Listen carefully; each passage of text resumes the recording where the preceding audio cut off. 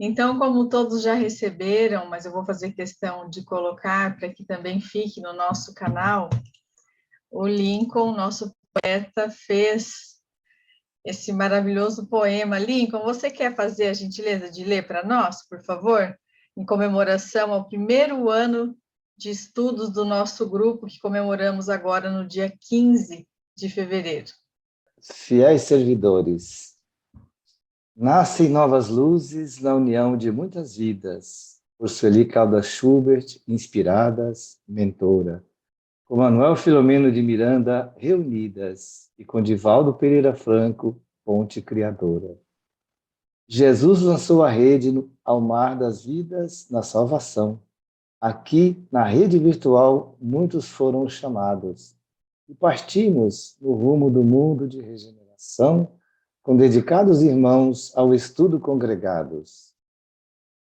Ávidos de saber, viajamos à transição planetária e exploramos agora o amanhecer de uma nova era, sem fronteiras, e nesta iluminada ação voluntária, seguiremos intimeratos cada estudo que nos espera. É um feixe de varas esta constelação de aprendizes, libertando-se, na verdade, sendo ainda mais felizes, criando fortes laços numa fraternidade de amores. Que conhecimentos, quanta luz, imensos tesouros, nos preparando desde já e para os dias vindouros, para seguir Jesus na honra de seus fiéis servidores. Obrigada, Lincoln. Então, nós agradecemos a você pelo seu talento em fazer com que nossa comemoração de um ano de estudos ficasse ainda mais florida. Obrigada, Lincoln. Quem vai nos apresentar o resumo do capítulo 2 do livro, então, é a nossa querida Ângela, que nós convidamos, então, para que faça uso da palavra. Boa noite, amigos, queridos, essa família que nós criamos, né? E depois dessa leitura desse poema, todos nós iniciamos esse estudo extremamente emocionados, né? Porque essa nau saiu e está aí enfrentando esse caminhar aí, passar por esses mares, né? Todos juntos. Então, hoje me coube a tarefa, amigos, de trazer o capítulo 2. Vamos apresentar, porque ele é um capítulo carregado de orientações tão profundas, e que nós vamos nos ater um pouco àquilo que o benfeitor vai nos falar destas orientações. E Manuel Filomeno de Miranda vai intitular o capítulo, então, Programação de Alto Significado Espiritual. E ele logo vai se referir à expectativa que havia para aquele labor que seriam, então, convidados todos. E ele vislumbrava, então, naquela noite, o planeta ao longe, e via que ali existiam luzes que fugiam, que representavam esses santuários de amor que estavam instalados no planeta. E ele vai descrever, então, o recinto onde se daria aquela reunião, em que aproximadamente 100 convidados lá estariam. Ele descreve o recinto, diz que a alegria do reencontro daquelas pessoas que estavam ali com o propósito elevado daquele trabalho de autoiluminação. E ele descreve que logo o responsável pela tarefa, que era o irmão Aurélio, ele, pela tarefa, na verdade, pelo centro de comunicação, ele houvera dedicado enquanto reencarnado aos trabalhos da engenharia elétrica, né, deixando na Terra um valioso trabalho em favor da sociedade, e que naquele momento ele estava acompanhando uma nobre entidade que irradiava uma simpatia ímpar. E a grandeza moral, então, diz Manuel Filomeno de Miranda, daquela veneranda entidade, ela era percebida pelo seu magnetismo exteriorizado e que impregnou todo de uma afabilidade muito grande. E, conduzido à mesa diretora, foi juntamente com outros conselheiros, e o ambiente foi ficando silencioso, foram feitas as considerações iniciais, e o diretor Hildebrando, que apresentava, então, aquela entidade como sendo o irmão Evandro, que trazia aquele oportuno convite que seria feito a todos aqueles que estavam presentes. Mas que esse convite, né, ele era revestido de uma certa gravidade. E diz ele, então, que esse irmão elegeu aquela comunidade para a execução de um complexo programa de socorro a uma instituição respeitável que era dedicada a Jesus sob o patrocínio do cantor de Deus e que se encontrava naquele momento, então, sob a ameaça das trevas. É assim que se dá o início, então, daquele encontro, daquela reunião. O irmão Evandro logo toma a palavra e inicia todas as suas considerações falando que não se ignorava, em realidade, que nós, enquanto vivendo na Terra, os irmãos reencarnados, sabemos que existe toda uma dedicação ao espiritismo contemporâneo, né? Mas que depois daquelas perseguições que foram sofridas lá pelos seus pioneiros, os apóstolos iniciais, o movimento, então, espírita se expandia, especialmente no Brasil, e o que concretizava a tarefa do amorável mestre, né, a respeito do Consolador. E dentre os fatores que ele destacava para essa amplificação, essa expansão do movimento, estava o que ele diz da divulgação kardeciana na grande mídia. Algumas autoridades da cultura científica também se vinculavam aos pensamentos da convicção da existência de Deus, da imortalidade do espírito, mas que ao lado desses que abraçavam essas convicções, também existia um bombardeio do ateísmo, né? Mas que não intimidava aqueles que abraçavam, que despertavam para essa realidade. E dentre essas autoridades, cita a veneranda entidade, que algumas, inclusive aquinhoadas com o prêmio Nobel, que afirmavam acreditar na causalidade inteligente do universo, né? Depois de terem penetrado lá os arcanos das micropartículas e também do macrocosmo. Mas que ao lado disso, diz ele, a onda de desrespeito à vida, aos princípios éticos e morais, a avassaladora vulgaridade dos costumes em crescente desenvolvimento, que se apoiavam na violência, criavam uma vaga de loucura que varria o orbe e que ameaçava a estrutura moral e espiritual do planeta. Continuou dizendo, então, que as aberrações se multiplicavam e que ídolos da alucinação e do despautério, eles arrebanhavam multidões hipnotizadas que se entregavam às mais estranhas condutas assustadoras. Que diz ele também que, naturalmente, essas entidades primitivas se misturavam a esses que estavam hipnotizados, né? E estabeleciam ali terríveis e assustadores processos de obsessão, e que produziam considerável prejuízo sociológico, psicológico e moral à sociedade que estava aturdida.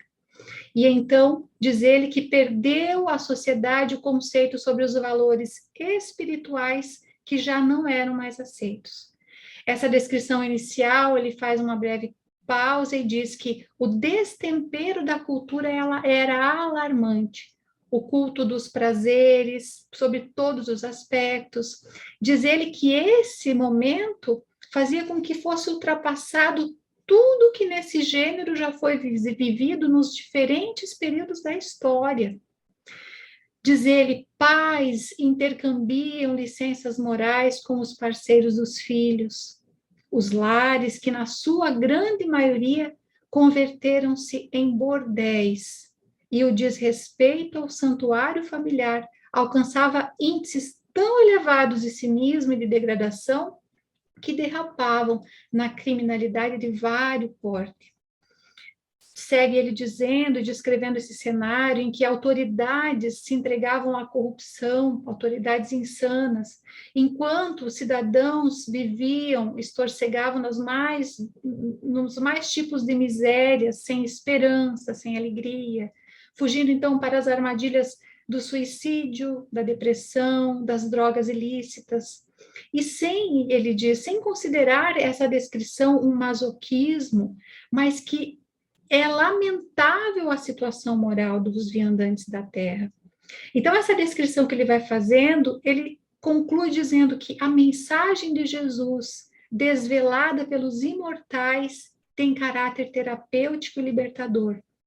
Mas que existe aqui, ele aponta um paradoxo, porque à medida que os profanos, então, nessa divulgação em massa da doutrina espírita, se fascinavam pela doutrina e buscavam essa doutrina, buscavam conhecê-la mais profundamente, por outro lado, não poucos trabalhadores do evangelho restaurado resvalavam para comportamentos infelizes, demonstrando então a própria debilidade, a fragilidade moral e a não real absorção desses sublimes ensinamentos do Senhor. Dizia ele que existem muitas defecções e quedas pessoais que alarmam esses neófitos, que buscam, então, se aproximar da doutrina, que estavam cheios de expectativas, né? Buscando orientações, especialmente através do vigor do exemplo pessoal. E é nesse cenário, então, que os desencarnados exploram esse intercâmbio doentio e que desfrutam de espaços mentais desses invigilantes para impedir que se cumpram as sublimes promessas de Jesus. E aí diz ele que quando esses influenciadores não alcançavam os missionários do bem que se dedicavam à divulgação e à vivência da verdade, eles então tomavam aqueles que eram distraídos e presunçosos, soberbos, autossuficientes, para transformá-los em pedras de tropeço.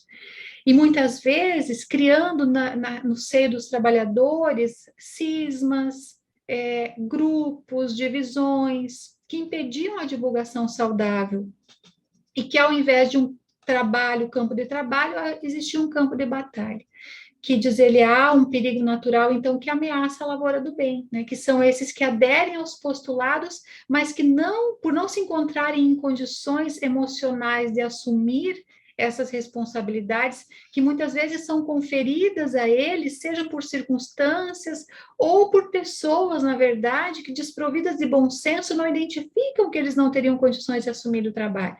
E aí o benfeitor segue descrevendo que é natural, então, que muitas vezes as pessoas se entusiasmem pelo trabalho, que depois advenham as dificuldades, que elas tem algumas deserções, mas que ao lado desses que desertam, ainda pior é quando aparecem aqueles pensamentos que atribuem uma magnitude, criam-se magnitude para um pensamento, que surge a tentação de corrigir o pensamento exposto na codificação espírita, né, de alterá-lo, de adaptá-lo aos tempos modernos, e aí se criam as mais diversas correntes que se comprazem, como ele diz, como frívolo, o social, ou pretensamente afirmam ser um passo adiante, numa falsa conquista, né, de como se a doutrina precisasse ser complementada.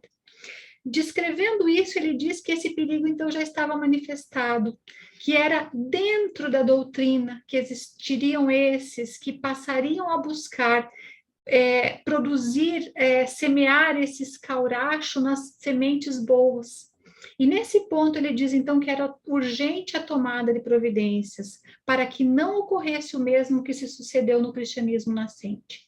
Então, diz ele que esse combate que vem de longo tempo faz, e é muito bem reportado, pelo mito bíblico de Lúcifer contra Deus, porque, diz ele, as paixões inferiores que predominam durante o desenvolvimento intelectual e moral da criatura, elas não cedem facilmente às conquistas do amor, sem muitos embates ou sacrifícios.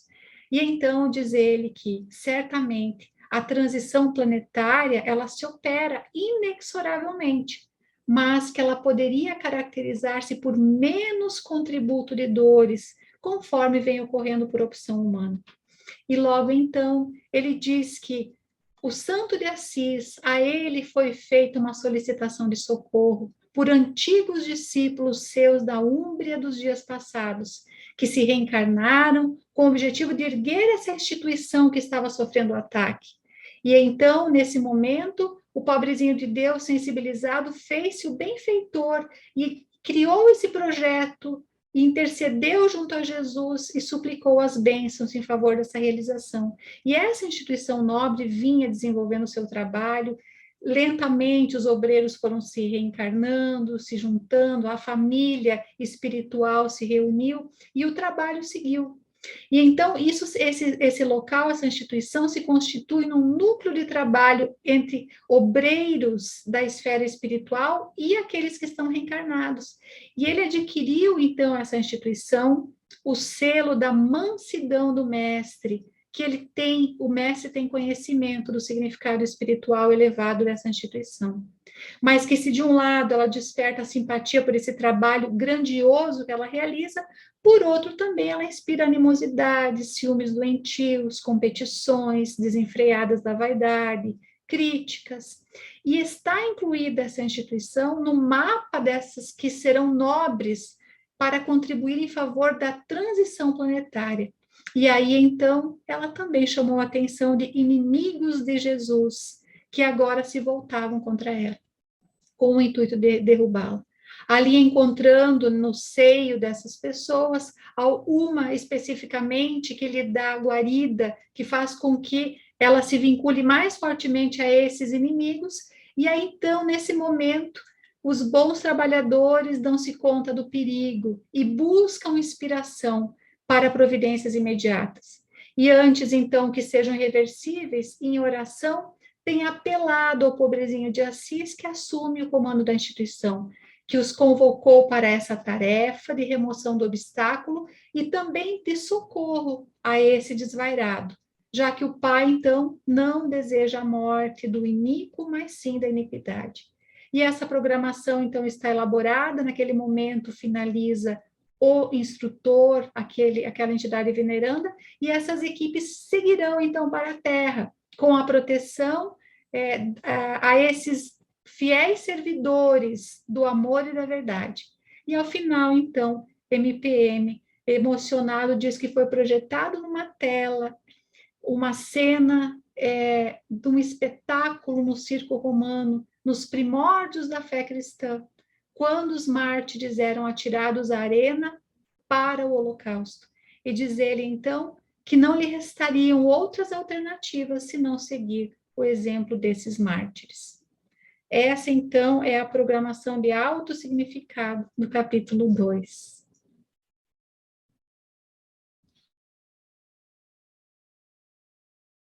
Obrigada, Ângela, sempre com muita doçura na voz e na forma de explanar. Colocou muito bem o resumo do nosso capítulo 2º. Então, para dar a continuidade nos aprofundamentos, aliás, início nos aprofundamentos, nós vamos chamar aqui em conjunto o casal Jussara e João.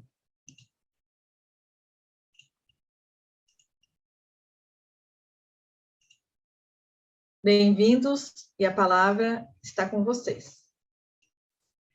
Ok, então boa noite para todos, uma vez mais, publicamente. Vamos agradecer a inspiração do nosso querido Lincoln, que trouxe esse poema e fez com que essa celebração, né, desse grupo, em nome de Sueli Caldas Schubert, ficasse ainda mais especial. E dando então prosseguimento, né? Hoje nós resolvemos experimentar uma nova dinâmica, já que o casal Korngold foi convidado para falar juntos. Nós falamos, então vamos falar junto. Ele está numa sala e eu estou em outra, então a gente não vai ficar se cutucando, não. Mas vamos começar então com os nossos comentários, né? E é interessante porque, como vocês sabem, eu gosto de ir lá, né, e esmiuçar tudo que MPM traz para a gente. Ele começa falando de repouso, né? E chama atenção, né? Porque às vezes nós falamos pouco sobre isso, apesar de que está na obra também, na Lei de Trabalho, né, do Livro dos Espíritos, mas às vezes para que a gente entenda que o repouso é necessário até no mundo espiritual, fica uma coisa meio difícil, né, de nós compreendermos, mas esses espíritos, então, como o próprio MPM coloca, eles fazem esse repouso, né? Eles têm uma vida assim estruturada, né? nós lembramos, por exemplo, no livro Nosso Lar, quando fala que a maioria dos cidadãos que pertencem ao nosso lar trabalham 8 horas por dia, aqueles que já se encontram em condição de assim fazê-lo, né? E se você for um pouquinho mais evoluído, você vai aumentar mais 50%, vai trabalhar 12 horas, não vai trabalhar só as 8 horas. E se você for mais evoluído ainda, quando a gente lembra que comenta lá, né, nem férias, nem muito descanso você tem, né? E aqui, então, esse primeiro aspecto da importância do repouso, se eles no mundo espiritual necessitam isso, nós também, para esse refazimento, principalmente na hora de podermos comungar, né, com o plano espiritual, aproveitando as horas, né, fazendo assim, né, um sono mais elevado quando a gente se prepara para encontrar com esses irmãos espirituais. E vem numa forma linda, poética, né, falar do véu de noivado de Selene, que, né, Selene, ela era a deusa grega que representava todas as fases da lua, né? Então ele fala daquele véu como se aquela luz que nós vemos, né, irradiar da lua, luz, a claridade que estivesse lá, então também presente, e que fazia com que ele sentisse falta dessas paragens, mas ao mesmo tempo, ao observar o planeta, como a Ângela nos colocou no seu resumo, ele via aquelas luzes, né? Mas é importante realmente nós salientarmos que essas luzes, até como nós já citamos algumas vezes aqui, né? Quando André Luiz ficou decepcionado quando ele viu a Terra como ela realmente parecia, que não era o azul e branco, mas assim, né? Aquele atropelado de pensamentos desequilibrados, menos sadios, né? Mas aqui ele cita que existe aqueles focos de luz que representam justamente, né, aquelas pessoas, entidades, esse trabalho seguramente que radiam assim essa energia positiva e que faz com que seja mais fácil eles estarem em contato com o nosso planeta. Um outro aspecto interessante nessa primeira parte que nós vamos estar falando aqui é sobre a questão de estrutura. Às vezes, na nossa inferioridade, nós somos muito ainda questionadores em relação à necessidade de estruturas, né? E ele coloca aqui, apresenta esse centro de comunicação. MPM não está falando da colônia Nosso Lar, ele está em uma outra colônia, mas quando nós estudamos o Nosso Lar, nós vemos que lá também existe o Ministério da Comunicação, o que significa que eles se agrupam nesse sentido, trabalhando nas diversas áreas, esse ministério, né, esse centro de comunicação, que normalmente se ocupa bastante do que seria o intercâmbio entre os dois planos da vida, né, toda a parte relacionada à mediunidade, ao desprendimento do sono, esse intercâmbio que nós vamos ter está conectado a esse centro de comunicação, que aqui nós vemos a Aurélio como sendo responsável por essa área, né?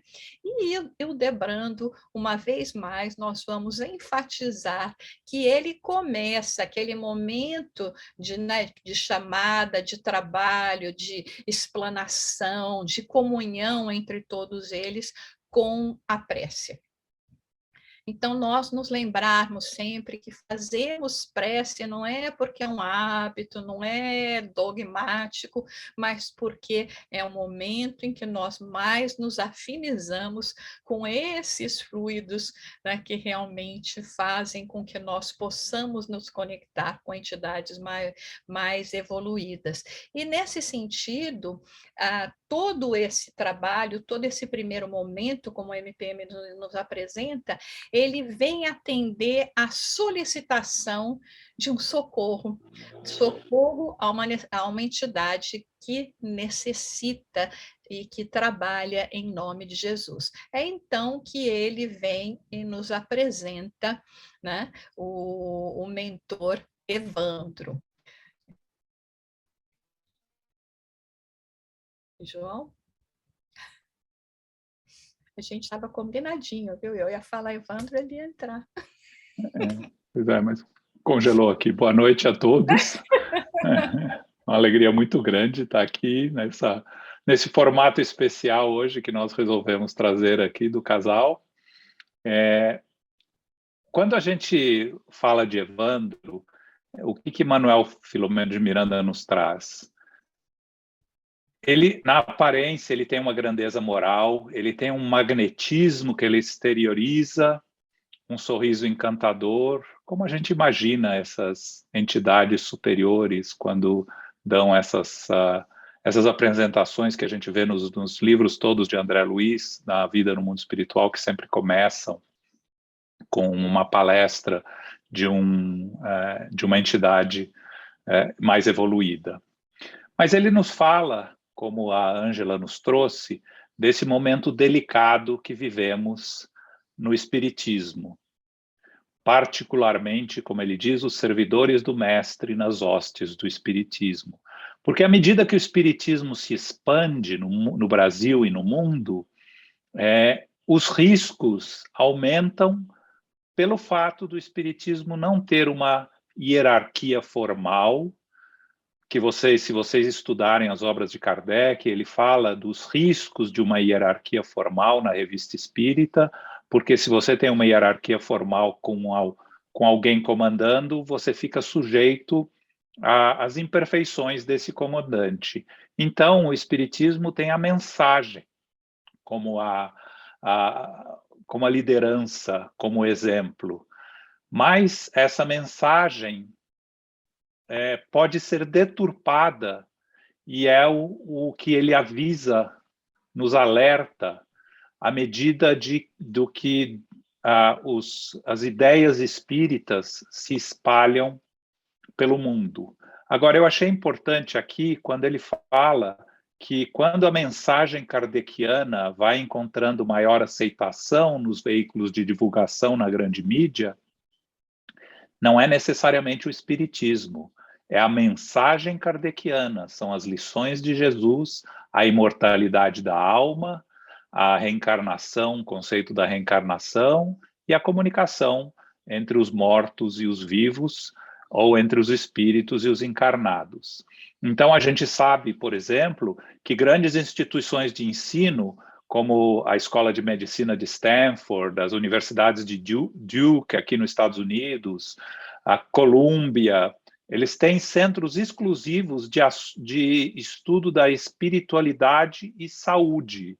Na Europa, a gente encontra a Universidade de Munique, o Royal College of Psychiatrics no Reino Unido. E esses centros de pesquisa nos dizem que existe um conjunto de evidências que as expressões de espiritualidade têm impacto significativo na saúde e no bem-estar, e são associados aos menores níveis de mortalidade, depressão, suicídio, uso de drogas e até de internações e medicamentos. Ou seja, esses centros estudam Kardec sem conhecer Kardec, porque Kardec e o Espiritismo nos traz essas verdades, essas realidades há muito tempo. Então, à medida que o Espiritismo, com outros nomes e outras denominações, se espalha pelo mundo, se torna mais aceito a espiritualidade, a gente tem, no meio espírito, criando problemas, tendo problemas. Estão me pedindo para repetir as universidades que fazem esses estudos: a Escola de Medicina de Stanford, as universidades de Duke, a da Flórida, a do Texas e de Columbia, a Universidade de Munique, na Alemanha, a de Calgary, no Canadá, e o Royal College of Psychiatrics, no Reino Unido. E vai seguir o resumo também, elas estão listadas lá. Então, as oposições que a gente vê ao movimento espiritualista como um todo, a gente vê de como a sociedade, na evolução da sociedade. E a gente precisa tomar muito cuidado quando a gente fala na evolução da sociedade, para não deixar se contaminar com aquela famosa frase, antigamente que era bom. A gente aprende que no Espiritismo que a lei é do progresso. Então, estaremos sempre progredindo. Precisamos nos adaptar ao progresso da humanidade, mas não nos contaminar com os desvios do progresso da humanidade, onde existe o desrespeito à vida, a vulgaridade dos costumes, que ameaçam a nossa estrutura moral e espiritual. Esses são os cuidados que a gente precisa tomar. Quando ele diz das entidades primitivas em processos obsessivos, causando prejuízos morais, psicológicos, sociológicos, a sociedade, a gente vê a corrupção na política, a gente vê cidadãos se entregando à depressão, ao suicídio. O que nos fala Kardec? No Livro dos Espíritos, a questão 800, Kardec pergunta aos espíritos: não deveríamos temer que o espiritismo não vai conseguir triunfar na negligência dos homens e seu apego às coisas materiais? E os espíritos nos respondem: as ideias pouco a pouco se modificam conforme os indivíduos, e é preciso que algumas gerações passem para que se apaguem totalmente os vestígios dos velhos hábitos. A transformação vem com o tempo, gradual e progressivo. Para cada geração, uma parte do véu se dissipa. O espiritismo vem rasgá-lo de alto a baixo. A gente precisa fazer parte do progresso com os nossos olhos voltados para Jesus, a solução que Evandro nos fala. E aí, Emmanuel, em Mãos Unidas, no capítulo 36, Entendimentos com Jesus, nos alerta: não alegues desconhecer o que Jesus pretendes de ti. Basta nos afinemos com os propósitos do Senhor, nas lições do Evangelho, e saberemos indubitavelmente tudo aquilo de justo e certo que nos cabe a cada um. Sabemos o que fazer, é só nos comprometermos a continuar nessa jornada. E agora nós vemos, né, como é interessante essa proposta, essa pergunta de Kardec, né, a respeito de se o espiritismo ia triunfar sobre a negligência dos homens, porque entra na questão do paradoxo que nós encontramos, né? Nós estamos preocupados se nós vamos nos ajustar, né, como espíritas a uma nova realidade, e Evandro chega e chama atenção para a questão daqueles que são, no momento, leigos, que estão iniciando esse processo, né, que estão começando a se fascinar por essa doutrina iluminativa, como ele coloca, e os trabalhadores que já se encontram, né, os trabalhadores do Evangelho restaurado, como ele fala, os que já estão de posse de um conhecimento que acaba fazendo o caminho inverso, que vai para comportamentos infelizes. Então, nós vemos aqui a necessidade do nosso empenho, né, de não nos deixarmos levar por nossa fragilidade moral, porque isso significa que nós não estamos deixando que esses ensinamentos de Jesus sejam verdadeiramente assim absorvidos por nós. Por isso é que nós vemos uma série de pessoas que acabam desistindo. E o que acontece no meio de tudo isso, né? Para que essas pessoas que estão chegando com grande entusiasmo, achando, né, como aconteceu conosco também, né? Na hora que nós começamos a compreender um pouco mais ainda esses ensinos de Jesus, a proposta que os espíritos nos traz através de toda a obra da codificação e tantas outras obras, aqueles que chegam com essa vontade, de repente, eles começam a ver alguns que ali se encontram que começam a perder o brilho, que já não, através do que eles deveriam estar prestando atenção, que é mais pelo exemplo do que exatamente, né, pelas palavras, tudo isso, que essas pessoas vão ficar impactadas, né, porque elas vão estar nos observando. E o pior de tudo é que quando nós abrimos, né, quando nós fazemos esse passo inverso, né, às vezes algumas pessoas chegam aqui e falam: ai, Jussara, mas esses americanos aí que que misturam tanta coisa, né? Tanto misticismo ainda, né?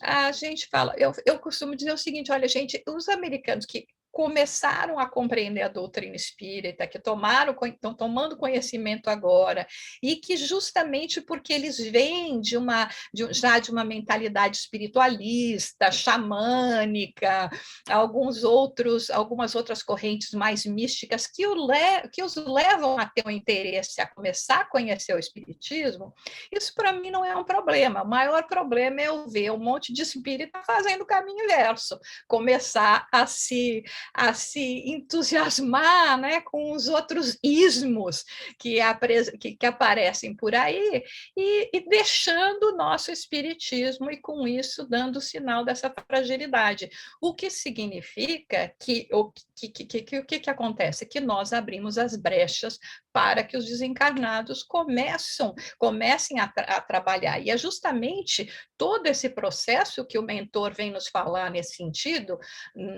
na questão da assistência a essa casa em particular, como as outras também. Quando nós nos abrimos, né, para que isso ocorra. Muitas vezes, ainda que nós sejamos firmes, e aí é que vem as questões que nós temos que prestar muita atenção, né? Quando esses, vamos dizer, né, eu chamo eles de amiguinhos, tá, gente?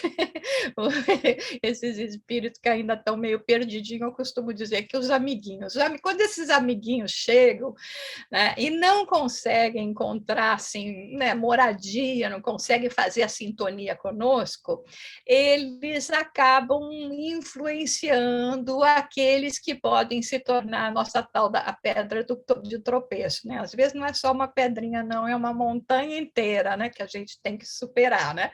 Mas são coisas que nós temos que começar a compreender, né? E estar firme assim nesse propósito, né? Algumas pessoas, elas também recuam porque, como nós dissemos, ainda não conseguiram se conscientizar que exige um esforço, porque, de uma certa forma, para todos nós, isso é muito maior do que nós somos, né? Por isso que a gente está aqui em grupo, por isso que a gente faz essa tarefa, né? Motivado por vocês todos que participam também, né? E que dão essa motivação para a gente continuar, para continuar o estudo, para continuar nesse processo. Não? E os desafios vão estar ocorrendo. Na mensagem, tem uma mensagem de Emmanuel que chama Coragem e Fé, que Emmanuel, no livro Paz e Renovação, vai seguir para vocês depois o resumo, ele fala o seguinte, né, que continuar a serviço do bem quando tudo nos parece uma esteira de males sob os pés, eis a real significação da lealdade ao Senhor. Então, é isso que nós temos que compreender, né? Que nós vamos encontrar essas dificuldades que vão vir das próprias ocorrências que acontecem nas nossas vidas, fora, obviamente, a pressão dos amiguinhos encarnados e dos desencarnados também, que vão querer diminuir, reduzir, assim, a nossa resistência. No livro, o último livro da mentora Joana de Ângeles, através de Valdo, o Vida Plena, ela fala até o seguinte: não aguarde entendimento e cooperação dos outros, mas não te permitas desfalecimento nem receio ante as agressões dos iludidos, né? Dos vaidosos, dos comprometidos com realidade nenhuma. Gente, isso é maravilhoso, né? Comprometido com realidade nenhuma, né? Como é que Joana de Ângeles foi achar uma expressão que nem essa? E que cabe a nós semear exemplos de fé que vão demonstrar a nossa capacidade de promover a verdade. Nós estamos sendo observados, né? E isso que nós temos que prestar bastante atenção. E, nesse sentido, eu me lembro, né, da conversa, né, que Kardec teve o Espírito Verdade, né? Que nos narra lá no Missão, na minha missão, no Obras Póstumas, segunda parte, quando Kardec está tão preocupado com o que poderia ser alguma coisa que ia fazer ele malograr, né? Se seria insuficiência das suas capacidades. Obviamente, aqui, né, gente, vamos guardar a devida proporção. Estamos falando de Kardec e de nós, né? Então, aqui, vamos lembrar disso. Mas não deixa de ser uma situação similar. O que pode fazer com que nós malogremos, né? Será que nós não temos capacidade, não teremos capacidade? E quando Kardec faz essa pergunta, o Espírito Verdade é direto e dizer não. Como quem diz, imagina que nós vamos entregar, né, missões como essa, no nosso caso, tarefas que nós não tenhamos condição de desempenhar. Mas ele diz que a missão dos reformadores vai ser sempre cheia de dificuldades, de perigos, e no caso da de Kardec, ele tinha apenas a missão de abalar e transformar o mundo inteiro, né? Então, nós vemos que depende muito de nós, a oportunidade nos está sendo dada e temos que prestar atenção nos nossos posicionamentos para não acabar sendo um exemplo daqueles que chegaram e retrocederam, né? E quais seriam, então, as ações necessárias para isso tudo, né? As ações necessárias que Evandro nos fala, primeiro ele fala que temos que nos preocupar para que não ocorra o mesmo que sucedeu ao cristianismo nascente, ou como aconteceu com Lutero e sua doutrina. Mas isso o Laudes vai abordar na pergunta que fizeram para ele. Então, entender que esse combate é de largo tempo, que é um combate que não se vence da noite para o dia. E aí, vamos buscar 2 textos, um de André Luiz, no livro Busque e Acharás, texto de tratamento, que André Luiz nos adverte, que é perfeitamente compreensível que tenhamos crises de imperfeição, que soframos contratempos, que enfrentemos influências obsessivas e suas consequências, que tenhamos tentações, que sejamos um campo de problemas para os outros, que tenhamos cansaço, desilusão, e que reconheçamos os próprios erros e que mantenhamos a difícil resistência de cair neles novamente. Ele nos fala, tudo isso é compreensível porque somos criaturas humanas, muito longe ainda do clima dos anjos. Porém, o que não se entende é que se deixe de trabalhar na oficina do bem, porque o trabalho na oficina do bem é o único meio de conseguirmos o tratamento necessário, a fim de seguirmos adiante nos caminhos da elevação. E Emmanuel nos complementa no livro de respostas, numa passagem chamada Admiráveis. Ele nos fala que admiráveis são todos os espíritos nobres e retos que militam com grandeza na causa do bem. Entretanto, não menos admiráveis são todos aqueles que se reconhecem frágeis e imperfeitos, caindo e erguendo-se muitas vezes nas trilhas da existência sob críticas, exatamente para nos reforçar a ideia de que o trabalho segue e que nós temos que continuar trabalhando, temos que seguir, apesar das dificuldades, apesar das nossas imperfeições, e com uma ideia firme na mente de que o espiritismo não pode se adaptar a nossas vontades. Nossas vontades têm que se adaptar ao espiritismo. Por isso, nós estamos na transição planetária. E é uma parte, pessoal, que agora eu vou te dizer. Quando eu li, deu vontade de fazer assim. Fechar o livro e falar, ó céus! Porque o mentor chega e fala apenas isso, né? Que essa transição planetária vai se operar inexoravelmente. mas que ela poderia se caracterizar por menos contributo de dores conforme vem ocorrendo por opção humana. Ou seja, a gente tem, né, como nós sabemos, a oportunidade do crescimento pelo amor ou pela dor. E muitas vezes nós procuramos dizer, não, mas é o planeta, não, mas é a situação, faz parte, é lei de causa e efeito, é karma, seja lá o vocabulário que a gente quiser usar, né? Tentando sempre colocar, né, a felicidade não é desse mundo. E o mentor aqui deixa claríssimo que, óbvio, a dor vai estar aqui, mas não precisava ser tanta.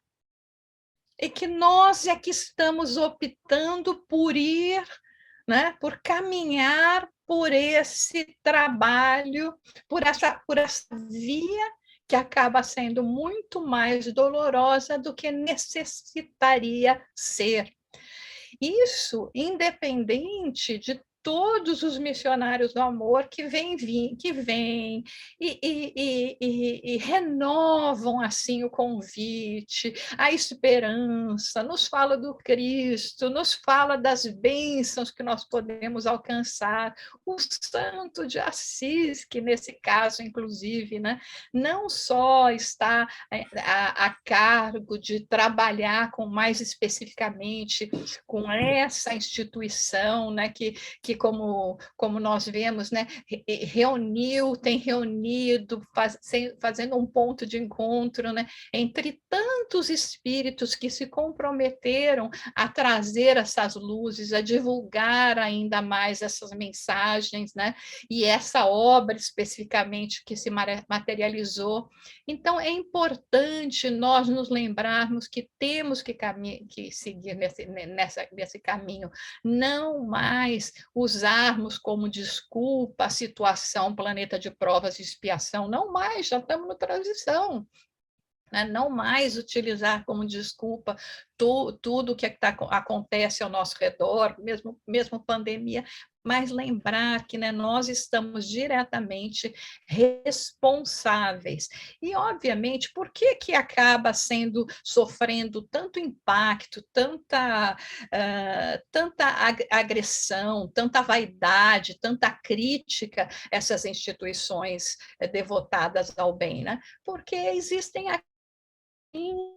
prefere um caminho de realidade e não querem se sentir assim, pressionados à necessidade de usarem neles a atuação mais presente desses amiguinhos dessas entidades perversas.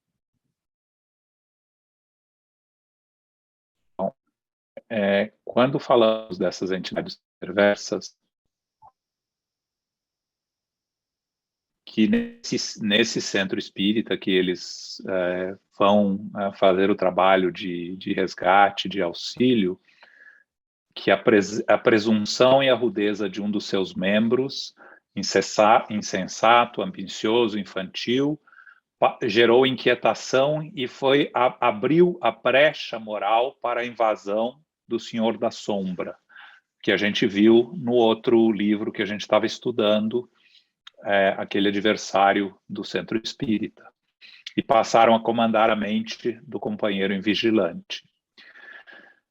No Evangelho segundo o Espiritismo, no capítulo 12, Kardec nos fala que se não houvessem homens maus na Terra, não haveria espíritos maus ao seu derredor. Ou seja, a conexão é feita por nós, que baixamos a nossa guarda, que permitimos a aproximação dessas entidades que podem nos influenciar. E aí é a nossa responsabilidade de nos autoanalisar, de nos focar nos ensinamentos do Mestre Jesus, nos ensinamentos da doutrina. Kardec, na Revista Espírita, de outubro de 1858, nos fala de que o grande perigo do espiritismo se perder são os próprios adeptos, que, em vez de estudarem a fundo, estudam pela metade. E aí, para quem quer que esteja instruído na ciência do espiritismo, no conhecimento, não existe o perigo. O perigo existe para aqueles que julgam saber e nada sabem. Isto é, para os que não possuem a necessária experiência, como acontece em todas as coisas. Então, ele nos alerta como nos defender dessas entidades perversas, o estudo e a aplicação desse estudo e desse conhecimento no nosso dia a dia. Ele conclui dizendo que existe uma programação elaborada, que o grupo vai a diferentes sociedades espíritas, que o apoio sempre existe. Se nós nos abrimos para o apoio das entidades espirituais, elas vão nos auxiliar, elas vão estar presentes. Confiemos e trabalhemos. Essa é sempre a mensagem. E aí, quando se encerra os trabalhos, eles assistem num grande painel, acima do palco, um espetáculo do Circo de Roma, nos primórdios da fé cristã, quando os mártires eram atirados à arena para o Holocausto. Isso são cenas plasmadas, que a gente sabe como funcionam, né? No mundo espiritual, a gente tem lido várias vezes em livros de André Luiz como funcionam essas cenas plasmadas, mas nos alertando para nós tomarmos o cuidado de não voltarmos aos primórdios da fé cristã para não perseguirmos os que estão fazendo o trabalho do bem, os que estão a serviço do Cristo na divulgação da sua doutrina, das suas lições. Então, esse era o nosso resumo de hoje. Vou ter uma coisa que eu quero terminar com Kardec, para colocar para o nosso encerramento, né? Para que nós não fiquemos também assim, nos sintamos em desalento quando vê que existe tanta dificuldade, existe todas essas adversidades, todas as críticas, todos esses impactos, né? Kardec, no livro Viagem Espírita, de 1862, né? Ele chega e, quando fala a respeito, né, desses adversários, ele diz assim, que ele, pondo de lado toda a questão pessoal, tenho adversários naturais nos inimigos do espiritismo. Então, esses inimigos dos dois lados da vida. Aí ele diz o seguinte: não penseis que me lastime, longe disto. Quanto maior a animosidade deles, tanto mais eles comprovam a importância que a doutrina assume. Se fosse uma coisa sem importância, não lhes prestariam atenção, nem a doutrina e nem a mim. Então, que isso sirva também para a gente de motivação, né? Que, primeiro, nós, nessa passagem toda, não caminhemos em direção de buscar mais dor do que a gente já pode encontrar e já tem o compromisso de realizar, né? Aqui nos deixa claro o mentor, né? Que nós encontramos isso também no livro, nos livros da codificação, que nós não necessitamos de um caminho assim tão difícil. Vamos aprender a escolher um pouco mais esse caminho do amor e não ficar desanimado, porque para ser servidor de Jesus, como nos disse Emmanuel, né? Nós temos que entender que mesmo quando tivesse esteira de males sobre os nossos pés, aí é que nós vamos demonstrar essa lealdade, essa fidelidade. Então, estamos juntos, vamos seguindo aqui na nossa comunidade, unindo os nossos corações, nos motivando, alegrando, porque nessa encarnação nós já estamos aceitando o convite. E agora, então, agradecemos e chamamos a Agi para dar continuidade. Nós que agradecemos ao casal, nós adoramos a dinâmica, iremos repetir mais vezes, com certeza. É que só para externar a Eliana, que participa do grupo, o que ela disse aqui, que acho que todo mundo vai concordar, que nós estávamos precisando dessa injeção de ânimo e lembrar da frase de Jesus: tem de bom ânimo, eu venci o mundo. Então, agradecendo aos dois pela colaboração, pela contribuição, muito importante. Então, agora nós vamos passar para as perguntas, e aí nós convidamos o Laudes para estar aqui conosco. Laudes, a pergunta que chegou foi a seguinte: o irmão Evandro relata que é urgentemente necessário ter-se muito cuidado com as inspirações dos inimigos desencarnados, que vêm influenciando alguns irmãos espíritas, a ponto de acharem-se capazes de, com suas novas ideias, alterar a codificação espírita, assim como fizeram com o cristianismo nascente em Roma, expulsando Jesus de sua companhia, ou como aconteceu com Lutero e sua doutrina. Então, a participante pede aprofundamentos desta questão. Esteja à vontade. Gisele, queridos amigos, uma alegria novamente estarmos juntos nessa noite de estudos. Este é um tema que já me trouxe profundas reflexões e estudos, porque todos nós sofremos essas interferências dos inimigos desencarnados. Já Dr. Bezerra de Menezes, por intermédio do médium Divaldo Franco, havia dito do interesse dos inimigos desencarnados para realizarem a vulgarização da doutrina espírita, transformar o espiritismo em algo vulgar. Recentemente, houve novas ameaças dos espíritos que estavam se unindo para atacar novamente as bases puras do espiritismo vinculadas ao Evangelho de Jesus. Então, sabemos que todos nós estamos sob esses ataques.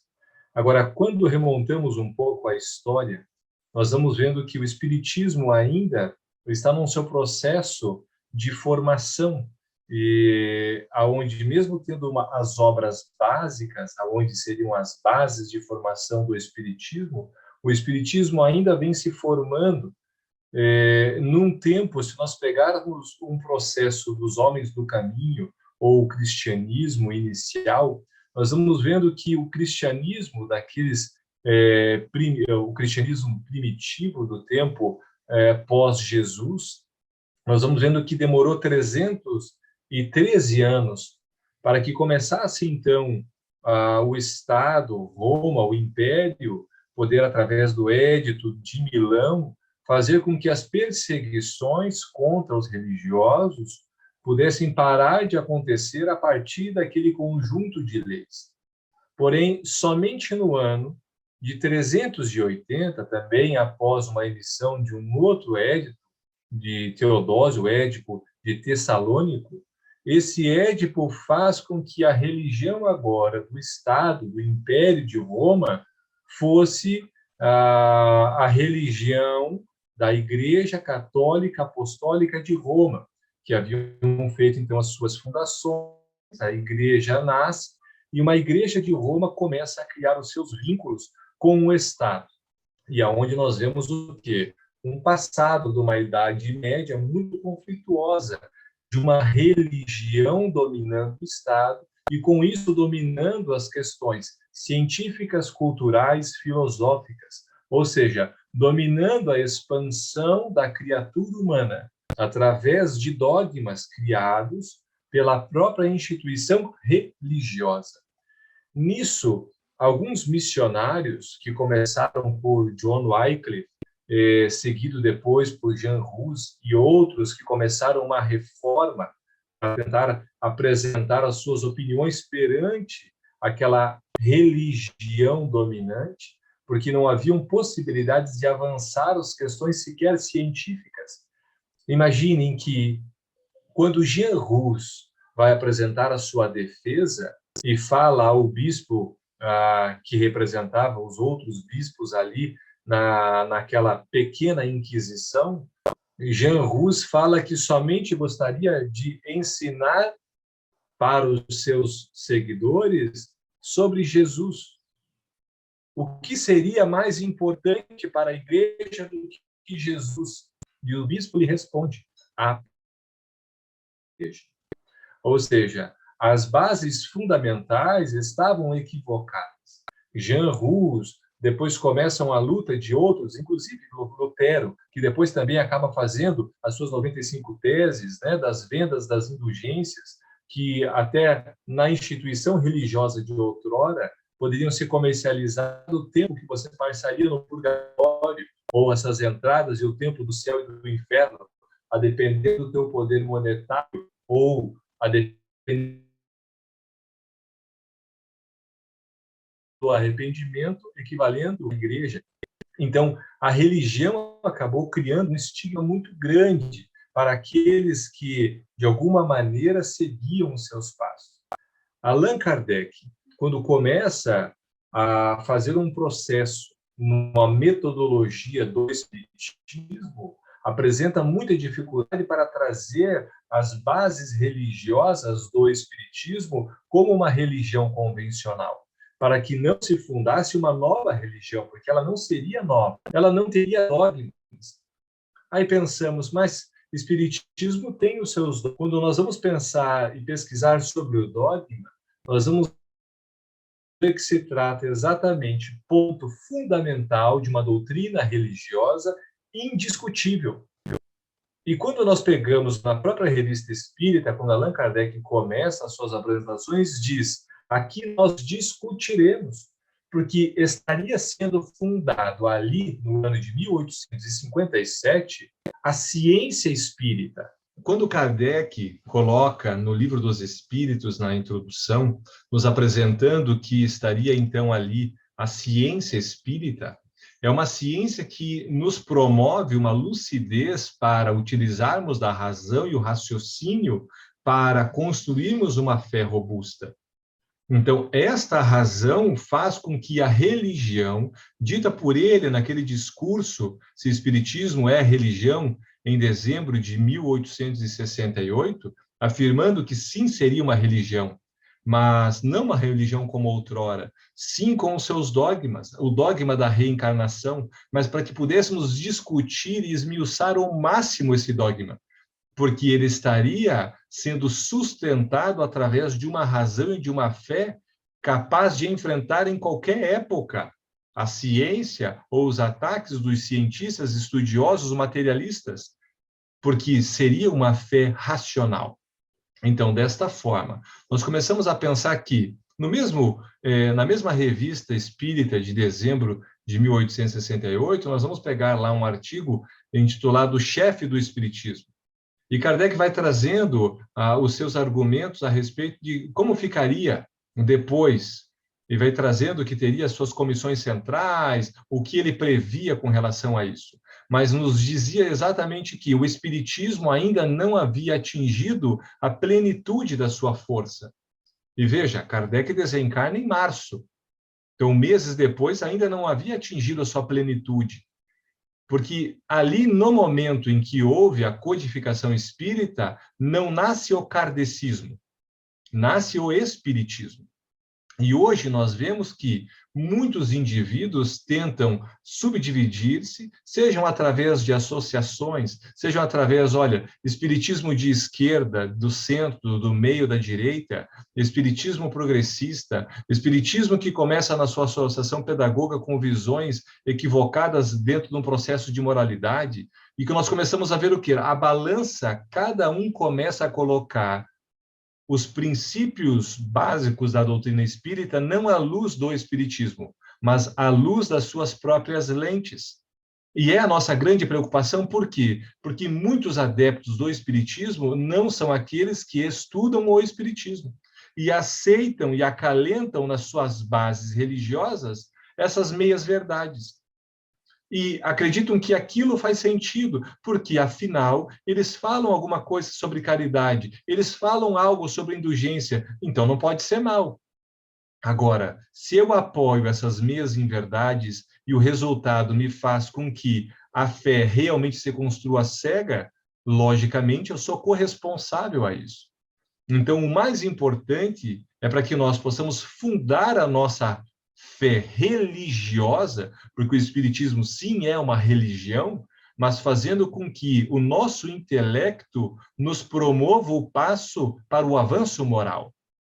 Aí a religião irá nos ligar ao Criador, porque todos nós somos discípulos. Se nós pegarmos São Francisco de Assis, Madre Teresa de Calcutá, Kardec, somos discípulos de Jesus, somos cristãos, ou seja, o caminho é o Cristo. Agora, precisaremos entender que todo o ensinamento espírita nos promove uma abertura intelectual para entendermos a real mensagem enviada e vivida pelo Mestre Jesus.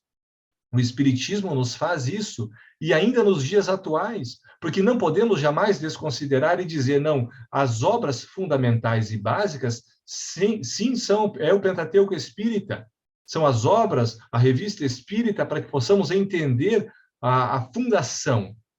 Mas os períodos que vivemos hoje, como desconsiderar um médium que psicografou mais de 400 livros como Chico Xavier, 300 obras como Divaldo Franco, médiuns que não existiram na época de Kardec, mas que existem hoje. Mas não é porque eu preciso aceitar tais obras que eu vou aceitar tudo sem eu fazer o meu estudo e a minha leitura séria e fazer com que a base da minha razão eu entenda e aceite como uma verdade. Porque, apesar de as verdades virem fazer com que o meu raciocínio compreenda, a verdade ainda não é absoluta, porque nós ainda não temos capacidade para entender verdades absolutas. Vivemos num mundo onde a própria lei de relatividade nos faz repensar conforme nós vamos aprimorando o nosso avanço intelecto-moral. Ou seja, quando penso numa pergunta como essa, as pessoas estão interferindo de uma maneira negativa nas questões do espiritismo? Muitas sim, muitas não. Agora, o importante é até onde eu estou aceitando essas meias verdades sem realizar o meu estudo sério da doutrina espírita. É uma mensagem que pode vir de um médium sério, ótimo, estude, discuta, porque não podemos criar dogmas indiscutíveis. Precisamos sim discutir como Kardec discutiu a mensagem que recebeu de Jesus e colocou-no como mensagem apócrifa no Livro dos Médiuns e tantas outras. Precisamos criar a maturidade para desenvolver o estudo, porque estamos mergulhados em uma ciência.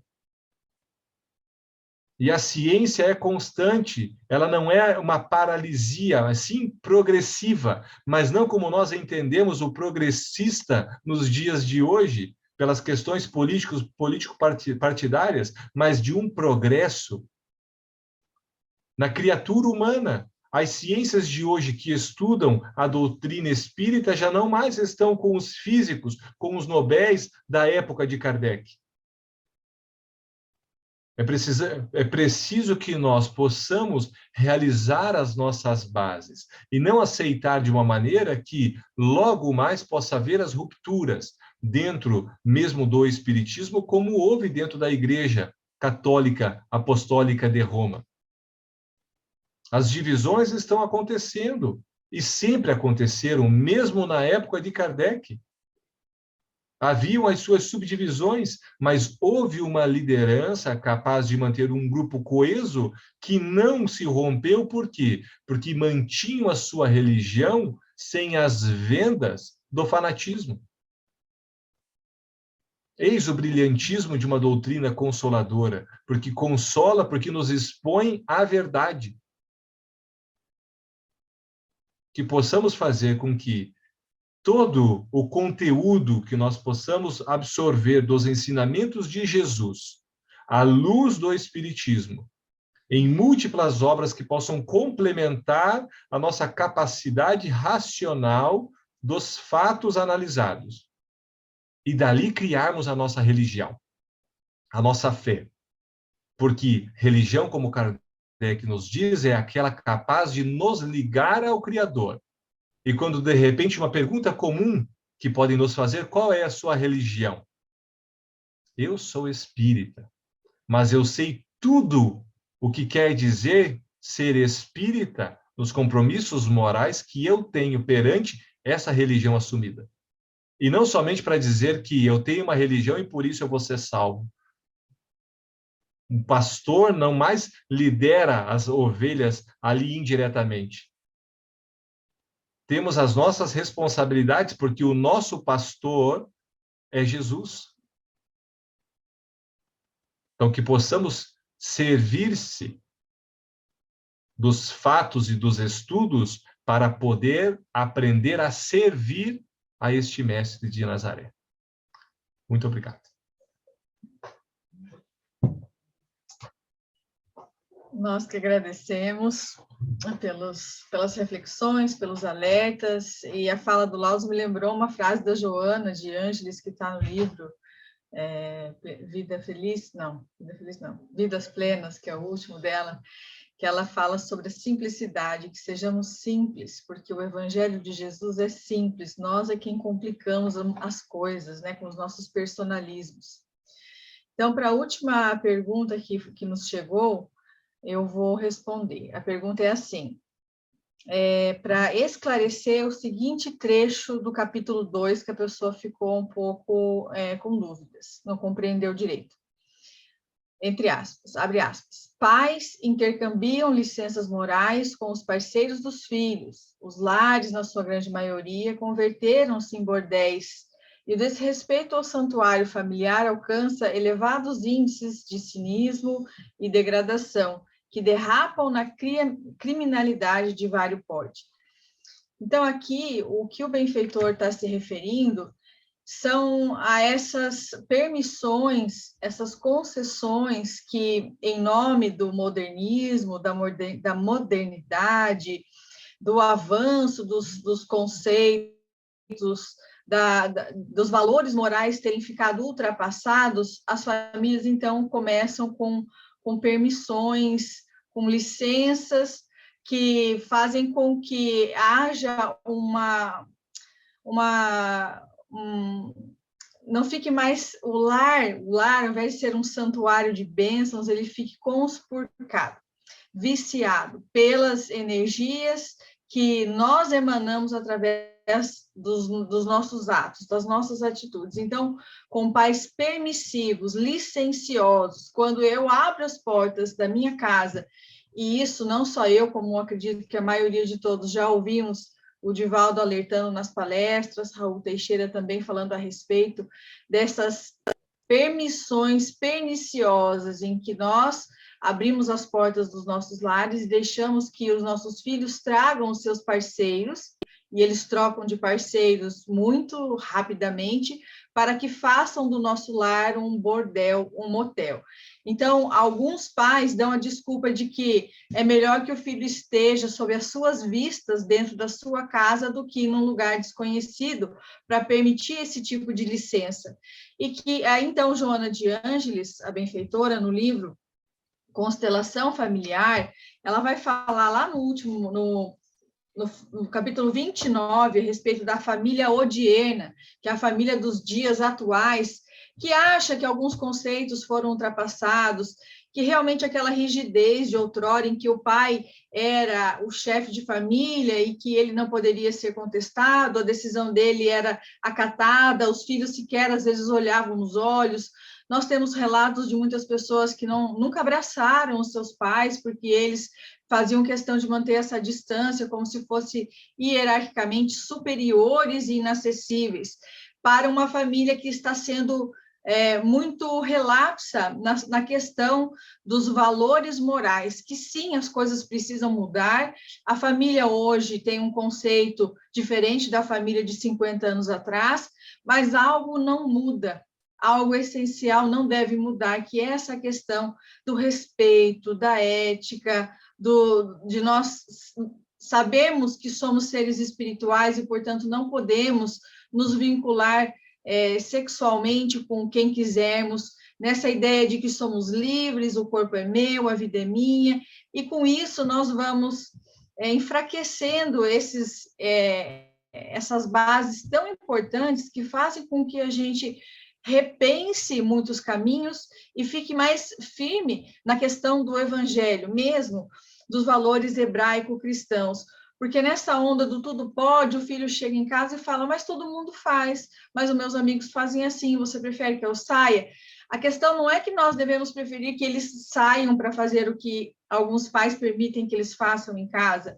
A questão é de nós continuarmos sendo firmes nas bases morais, ensinando o que se deve fazer, o que não se deve fazer e o porquê de tudo isso. Então, ela vai colocando aqui que, confundindo libertinagem com liberdade e agressão com renovação, muitos indivíduos vêm se tornando ícones da infância e da juventude, que desconsideram em referência à formação moral, propondo todo tipo de concessão, sem levar em conta os fatores psicológicos de entendimento e de responsabilidade que nelas vigem em torno dos comportamentos e realizações. E aí, então, esse mecanismo vai facultando essa permissividade que o educando não tem condições de absorver, naufragando desde cedo nos abusos de toda a ordem, com prejuízo da futura realização moral, social, profissional e doméstica, ao se tornar genitor.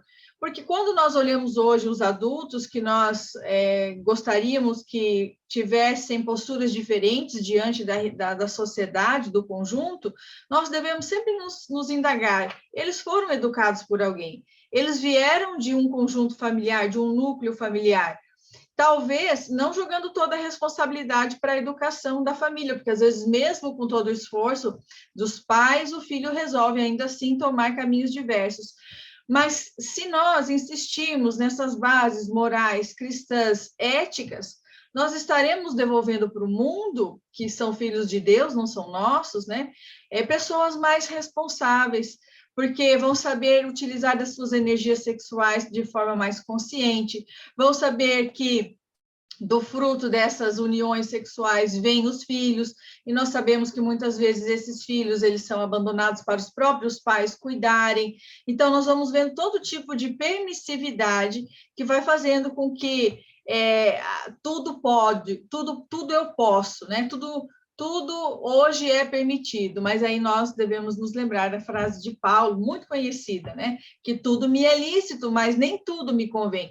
Então, sim, nós vamos continuar dizendo não para muitas coisas. Na minha época de adolescente, a gente dizia assim, ai, mãe, você está muito quadrada. Nem sei qual que é o termo hoje que usa para dizer que os pais estão ultrapassados nesse tipo de concessão. E a gente vai insistir, sim, eu sou assim, eu sou assado, não importa.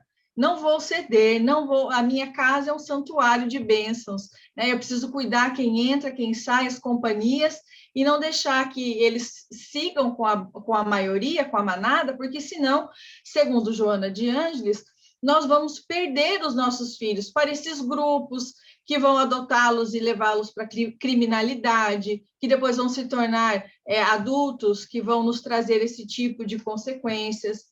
Vão ser pessoas que vão ser adotadas por grupos que vão optar pela drogadição, né, pela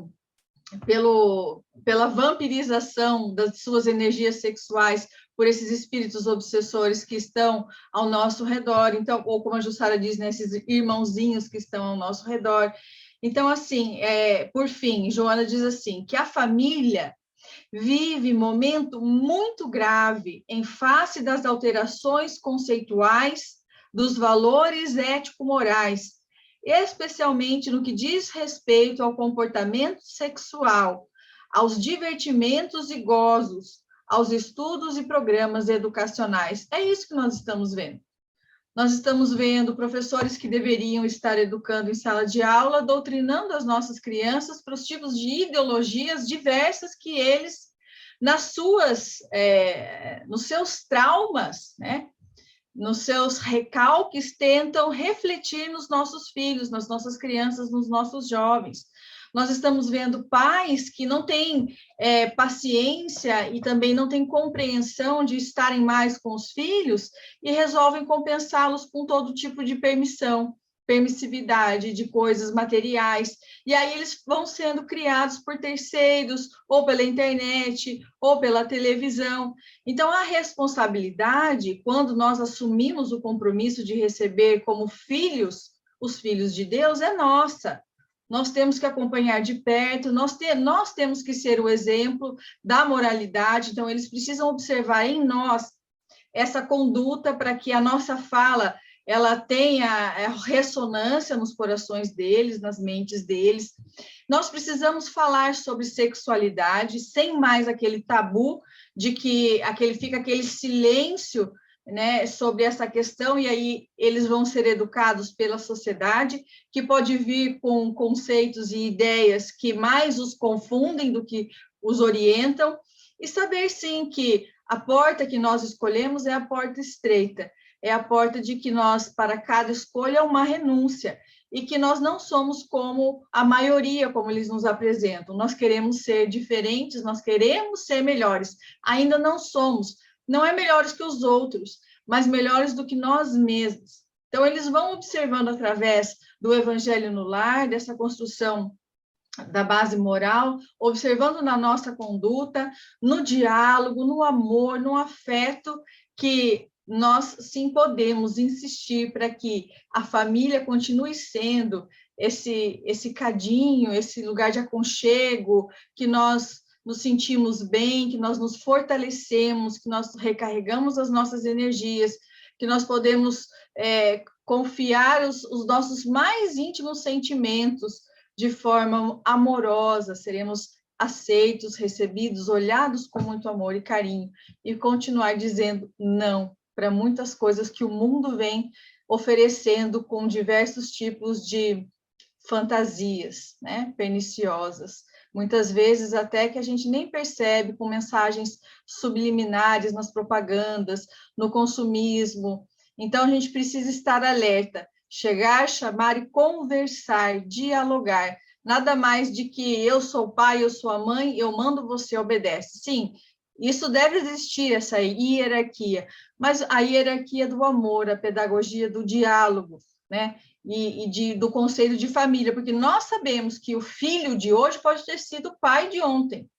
Então, eu não posso olhar para ele e não ouvi-lo, não considerar o que ele pensa, o que ele fala, as angústias, os anseios. Então, no diálogo, a gente esclarece, a gente senta junto, a gente conversa, a gente esclarece, desde pequenininho. Desde pequenininho, eles vão aprendendo a ver o mundo da forma cristã, da forma do Evangelho de Jesus. A gente não pode esperar chegar a estourar lá na adolescência para começar a falar de Jesus para eles. Nós precisamos falar desde cedo, porque todos nós aqui estamos já estudando e querendo nos esforçando para sermos melhores. Então, é tempo de começar a trazer Jesus para dentro da nossa vida, no nosso dia a dia, desde pequenininhos, né? Com eles ainda tão inocentes e aparentemente indefesos, porque eles são mais suscetíveis também à nossa influência.